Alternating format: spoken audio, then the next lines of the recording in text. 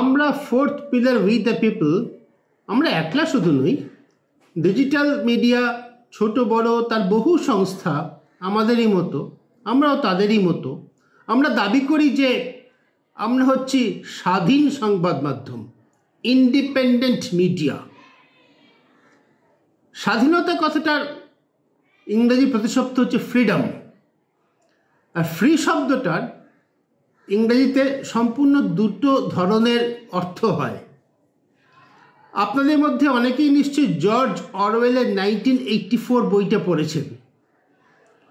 সে বইতে ছিল ভাষার ব্যবহার সম্পর্কে অনেক নিষেধাজ্ঞা ছিল, নিয়মকানুন ছিল। তার মধ্যে ছিল ফ্রি শব্দটা শুধু ফ্রি অফ হোয়াট, কিসের থেকে মুক্ত, এই অর্থেই ব্যবহার করা যাবে। মানে আমার মাথায় উকুন ছিল, আমি এখন উকুন মুক্ত, ফ্রি অফ উকুন, এই অর্থে শুধু ফ্রি শব্দটা ব্যবহার করা যাবে। আমার শরীরে কোনো অসুখ হয়েছিল, পেট খারাপ হয়েছিল, আমি এখন ফ্রি অফ পেট খারাপ, শুধু এই অর্থে ফ্রি বা মুক্ত শব্দটা ব্যবহার করা যাবে। ফ্রি শব্দটা আরেকটা অর্থ হচ্ছে স্বাধীন, ইন্ডিপেন্ডেন্ট। I am free.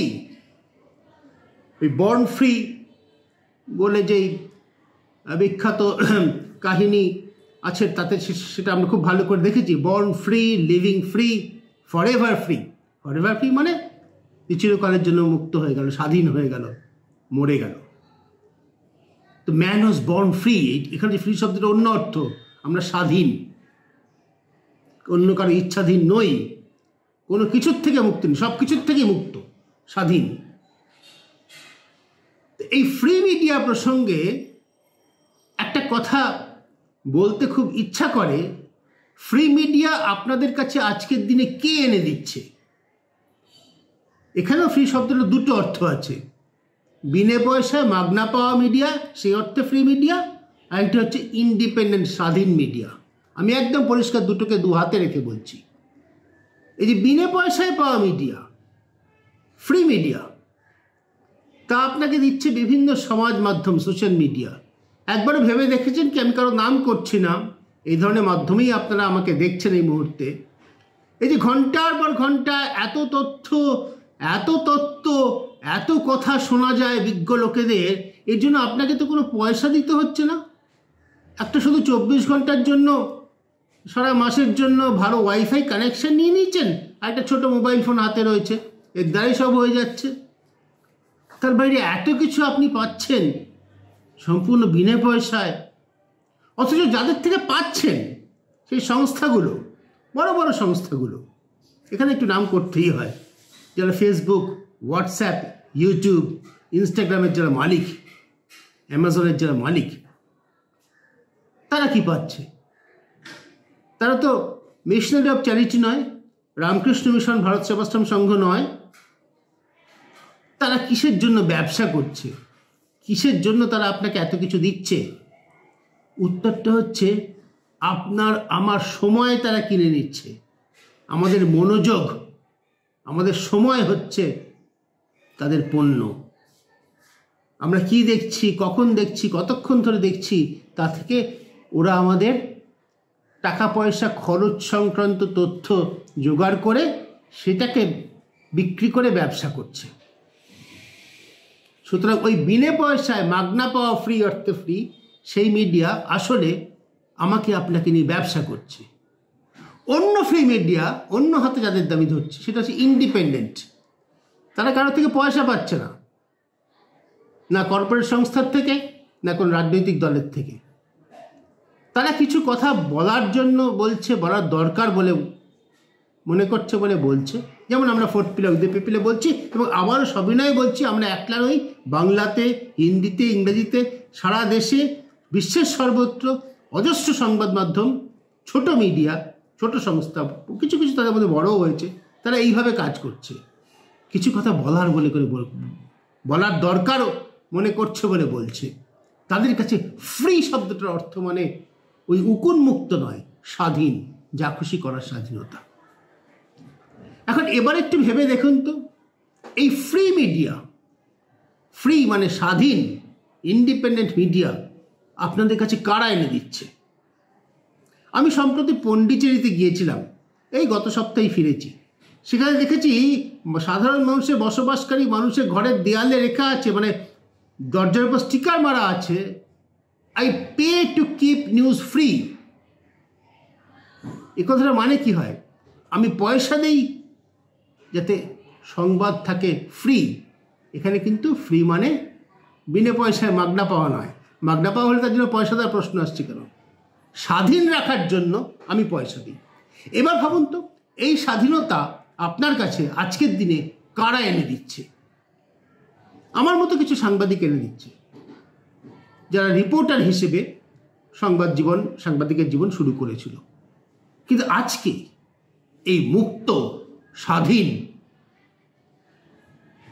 এই যে সংবাদ মাধ্যম, তার প্রধান বাহক হচ্ছে আপনাদের কাছে, সকলের কাছে চিত্র সাংবাদিকরা, ফটোগ্রাফাররা। এবার একটু একেবারে আমাদের নিজেদের প্রসঙ্গে আসি। এই যে ফটোগ্রাফার বা চিত্র সাংবাদিকরা, তারা ফ্রি, ইন্ডিপেন্ডেন্ট, স্বাধীন মিডিয়ার জন্য এত কিছু করছেন, তাহলে তাদের কি যথেষ্ট মর্যাদা প্রাপ্য নয়? 1945 সালে প্রতিষ্ঠিত কলকাতা প্রেস ক্লাব দেশের প্রাচীনতম প্রেস ক্লাব। আজকে প্রেস ক্লাব অফ ইন্ডিয়া, যেটা সর্বভারতীয় প্রেস ক্লাব, তার স্থাপনা হয়েছিল 1957-58 সালে। আর কলকাতা প্রেস ক্লাব প্রতিষ্ঠিত হয়েছিল 1945 সালে, অর্থাৎ আজ থেকে প্রায় 80 বছর আগে, স্বাধীনতার আগে। দিল্লি প্রেস ক্লাব, জাতীয় স্তরে যেটা প্রেস ক্লাব, সেটাও কিন্তু স্বাধীনতার পর, বেশ প্রায় 10 বছর পর। তারও গৌরবময় ইতিহাস আছে।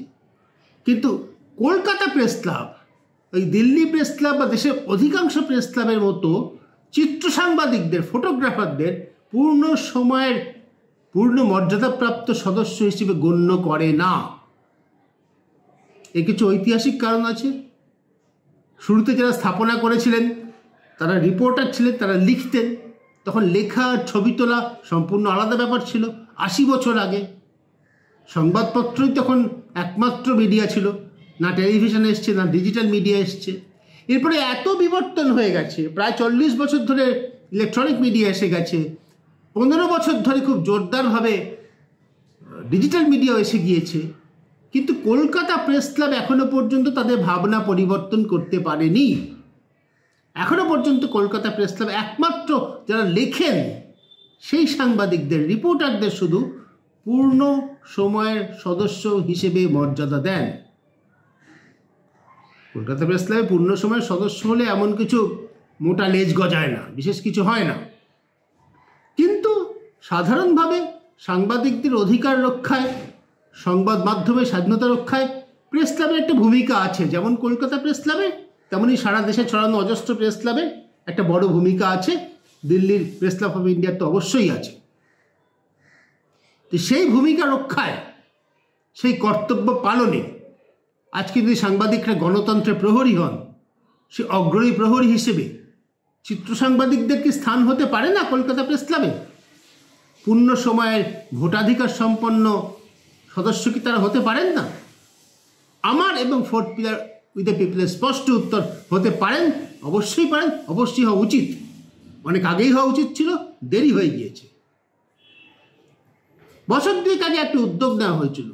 বর্তমান প্রেস ক্লাবের গঠনতন্ত্র অনুসারে বর্তমান সদস্যদের, পূর্ণ সময় ভোটাধিকার প্রাপ্ত সদস্যদের মতামতের ভিত্তিতেই এই পরিবর্তনটা একমাত্র করা সম্ভব। তো সেখানে সামান্য কিছু ভোটে এই চিত্র সাংবাদিকদের পূর্ণ মর্যাদা সম্পন্ন, ভোটাধিকার সম্পন্ন ভোটার করার প্রস্তাব পরাজিত হয়েছিল। এই সপ্তাহের শেষে, আগামী 7ই ডিসেম্বর, আবার এটা নিয়ে আলোচনা রয়েছে, ভোটাভুটি রয়েছে।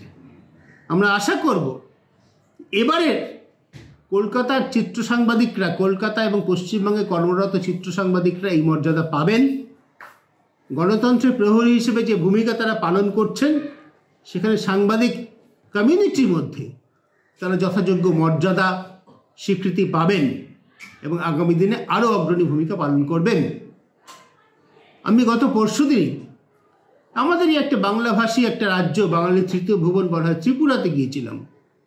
সেখানকার প্রেস ক্লাবে বর্তমানে যিনি সেক্রেটারি জেনারেল, তিনি একজন চিত্র সাংবাদিক। ত্রিপুরা পেরেছে, দিল্লি পেরেছে, দেশের অধিকাংশ প্রেস ক্লাব পেরেছে, কলকাতা কেন পারছে না? কেন চিত্র সাংবাদিকদের, যাদের সাংবাদিকতা, যাদের কাজ আজকে স্বাধীন সংবাদ মাধ্যমকে, স্বাধীন সংবাদকে আমার আপনার মতো সকলের কাছে পৌঁছে দিতে সবথেকে গুরুত্বপূর্ণ ভূমিকা যাদের কাজ, সেই কাজকে কেন সাংবাদিক মহল স্বীকৃতি দেবে না? আমি আশা করব এই সপ্তাহের শেষে এই সিদ্ধান্ত কার্যকর হবে।